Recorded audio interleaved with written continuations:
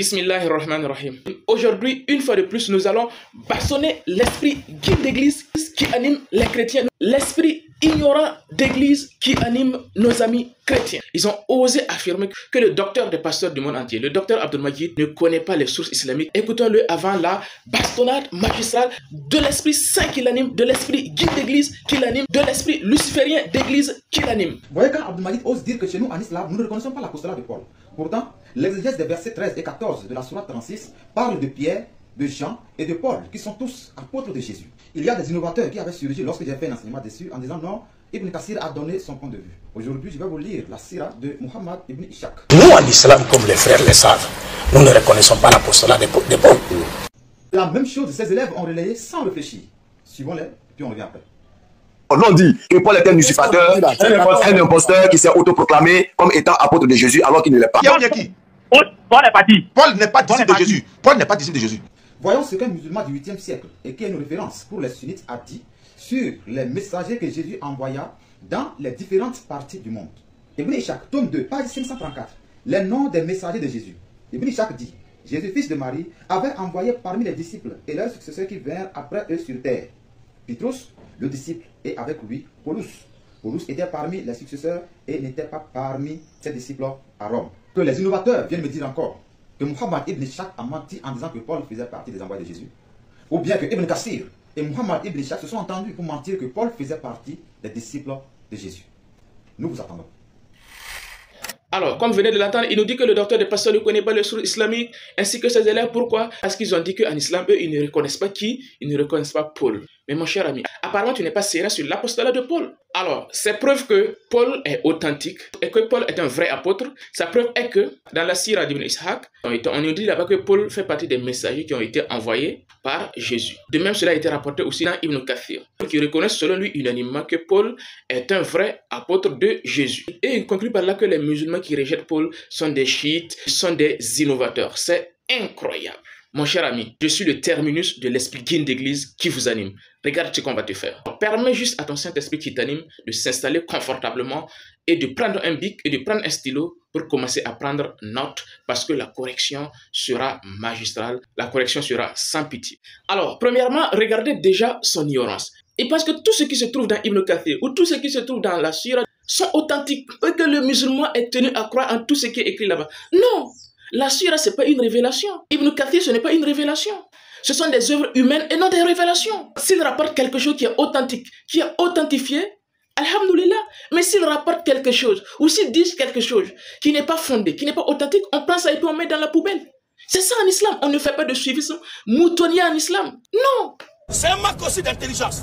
Mais oui, c'est clair. C'est pourquoi le grand Imam Malik, regardez ce qu'il dit. Je suis un être humain qui peut avoir raison ou tort. Analysez donc mes avis, adoptez tout ce qui est en accord avec le Coran et la Sunna et rejetez tout ce qui s'y oppose. Il n'existe personne après le prophète sans que ses opinions puissent être acceptées ou rejetées, sauf Ibn Kathir, non. Sauf Tabari, non. Sauf Ibn Ishaq, non. Sauf Imam Malik, non. Il n'existe personne dont les opinions ne puissent être rejetées après le prophète, sauf le prophète lui-même. Excepté le prophète, toute personne, si sa parole contredit le Coran ou la sunna du prophète, on prend ça et on met dans la poubelle. Ça, c'est la croyance islamique. Il n'y a aucun savant qui te dira le contraire. Ça, c'est un. Deuxièmement, il nous dit, comme Ibn Ishaq, c'est un grand biographe. Et comme dans ses écrits, il a parlé de Paul en tant que disciple de Jésus, alors Paul est authentique. Non, mon cher ami, non, ce n'est pas comme ça fonctionne. Parce que tu lis déjà le texte en question. On te dit, Ibn Ishaq a dit, il n'y a pas de chaîne de transmission. C'est un récit qui n'a ni tête ni queue. Ce n'est pas un récit qui remonte au prophète. Donc c'est un récit tout simplement apocryphe, inauthentique, qui ne peut pas être pris comme une preuve en islam. C'est un récit apocryphe, do'if. Et troisièmement, je vais faire un petit cadeau de fin de Ramadan au Saint-Esprit d'église. Le même récit, il est rapporté dans Tabari avec une chaîne de transmission, comme vous le voyez affiché à l'écran. Mais malheureusement, une fois de plus, la chaîne de transmission n'est pas complète. La chaîne de transmission se limite à Ibn Ishaq. Or, Ibn Ishaq, c'est quelqu'un qui n'a jamais vu le prophète. Parce qu'il est né vers 704, soit des dizaines d'années après la mort du prophète. C'est impossible qu'il puisse rapporter une parole du prophète. Un tel récit en islam, on appelle ça un récit daïf, un récit apocryphe. Donc, on prend ça et on met dans la poubelle. Et ça, ce n'est même pas moi qui le dis, c'est les grands savants eux-mêmes qui le disent. Ouvrons tout simplement Sahih wa Daïf de Tabari. L'auteur ramène ce hadith et il nous dit en bas de page, ce hadith, il est daïf. Ce hadith, il est apocryphe. Ce n'est pas nous-mêmes qui le disons. Donc, le mec, il vient prendre un hadith qui est apocryphe. Il vient prendre un récit qui est apocryphe.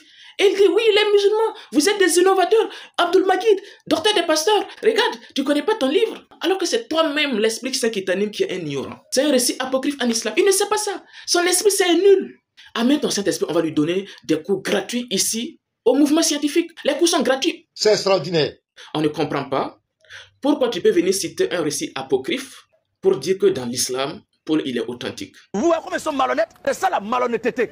C'est comme quelqu'un qui passe prendre un récit apocryphe chez vous, qui va prendre par exemple l'évangile de Philippe ou l'évangile de Marie de Magdala, et qui vous les présente, et qui dit que selon les chrétiens eux-mêmes, Jésus était un mougousseur, Jésus a mougou Marie. Ou bien quelqu'un qui part prendre le panarium d'Épiphane de Salami, et qui vous dit que Jésus, il a mougou une femme, il a créé une femme de lui, il a fait sortir une femme de lui, et qu'il a mougou. Chez vous, c'est un récit apocryphe. Donc, on ne comprend pas pourquoi tu peux venir prendre un récit apocryphe pour attaquer l'islam, pour dire que les musulmans sont ignorants. Mais c'est toi qui es ignorant, c'est ton Saint-Esprit qui est ignorant. Ou bien tu es d'accord que Jésus a mougou femme.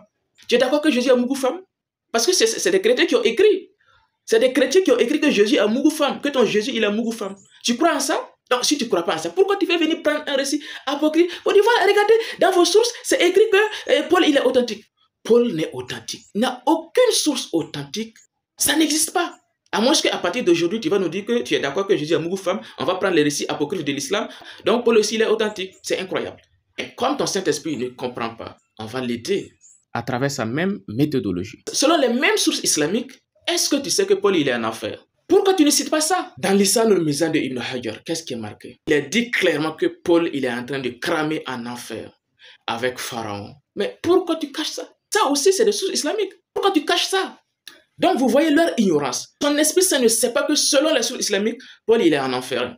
Là, il cache ça. Là, l'esprit saint ne sait pas ça. Il oublie ça. Il cache ça. Voici, vraiment. Répentez-vous et venez à la raison avant qu'il ne vous soit trop tard. Que les innovateurs viennent me dire encore que Muhammad ibn Ishaq a menti en disant que Paul faisait partie des envoyés de Jésus. Ou bien que Ibn Kassir et Muhammad ibn Ishaq se sont entendus pour mentir que Paul faisait partie des disciples de Jésus. Nous vous attendons. Mon cher ami, je te dis de venir prendre les cours gratuits ici. Amène ton Saint-Esprit, on va lui donner les cours gratuits ici. Regarde, Ibn Kathir lui-même que tu cites là-haut, tu n'as même pas honte de mentir sur Ibn Kathir. C'est incroyable. Ibn Kathir, il te rapporte des récits, il te rapporte les différents récits sur l'explication de la sourate 36, le verset 13 et suite. Et parmi ces récits, il nous rapporte un récit en disant que des gens ont dit que la ville en question, il s'agit de la ville d'Antioche, et que les messagers en question dans le verset, il s'agit des messagers de Jésus, entre autres Paul et Jean. Le même Ibn Kathir, il te dit à la fin que ce récit, il est faux. Pourquoi? Parce que, il n'est jamais dit qu'il s'agit des messagers de Jésus dans le Coran. Si c'était des messagers de Jésus, le Coran l'aurait dit clairement, ça c'est un. Deuxièmement, il te dit que la ville en question et les messagers en question ne peuvent même pas être Jean, encore moins Paul. Pourquoi? Parce que le Coran nous parle d'une ville qui a été détruite après le passage des messagers. Est-ce que la ville d'Antioche a été détruite après le passage de Paul? Est-ce que la ville d'Antioche a été détruite après le passage de Jean? C'est n'importe quoi. En fait, ils sont dans la manipulation, ils sont dans la désinformation, ils sont dans le mensonge. C'est incroyable, c'est ça le fruit du Saint-Esprit. C'est un manque aussi d'intelligence. Mais oui, c'est clair. Regardez comment ils sont animés par l'esprit de mensonge. Ibn Kathir lui-même, il dit dans Qissa al-Anbiya, le récit, il nous dit que Paul fait partie des messagers de Jésus. Wa hadha al-qawl da'if jiddan. Il dit ce récit-là est très apocryphe. C'est plus que apocryphe même. Quand il vient nous dire que selon Ibn Kathir, Paul il est authentique. Bon, si on n'est pas animé par un esprit satanique, par un esprit de mensonge, par un esprit luciférien, comment on peut mentir à ce point? C'est incroyable, hein? Et ça, on dit qu'on est animé par l'esprit de Dieu. Mais arrêtez de blasphémer sur Dieu. Arrêtez. Mais vos esprits saints, je vous rassure, ils vont toujours lire l'heure avec moi ici.